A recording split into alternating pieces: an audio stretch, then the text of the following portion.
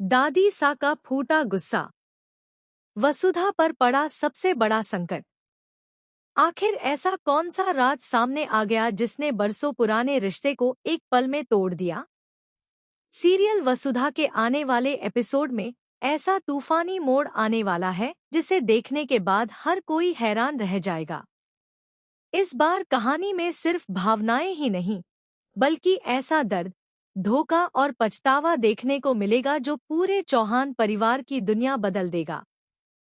अब तक वसुधा और चंद्रिका जिस रहस्य को हर किसी से छिपाकर बैठी थीं, वही राज अब दादी सा के सामने आने वाला है।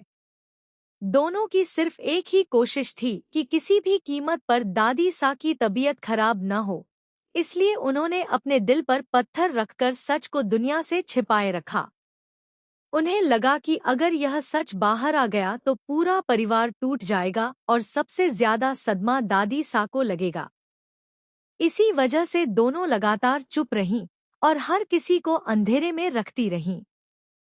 लेकिन कहते हैं कि सच चाहे जितना भी छिपा लिया जाए, एक न एक दिन सामने आ ही जाता है। इस बार भी कुछ ऐसा ही होने वाला है। देवी माँ की कृपा से हालात ऐसे बदलेंगे कि दादी सा के सामने एक एक करके सारे राज खुलने लगेंगे। जैसे ही उन्हें इस बड़े धोखे की सच्चाई पता चलेगी, उनके पैरों तले जमीन खिसक जाएगी। उन्हें यकीन ही नहीं होगा कि जिन दो लोगों पर उन्होंने सबसे ज्यादा भरोसा किया, वही उनसे इतना बड़ा सच छिपाते रहे। सच जानने के बाद दादी सा का गुस्सा 7वें आसमान पर पहुंच जाएगा। उनके हाथ में मौजूद फूलों की टोकरी जमीन पर गिर जाएगी और अगले ही पल गुस्से में वह वसुधा को जोरदार थप्पड़ मार देंगी। पूरे घर में सन्नाटा छा जाएगा। कोई भी यह दृश्य देखकर अपनी आंखों पर विश्वास नहीं कर पाएगा।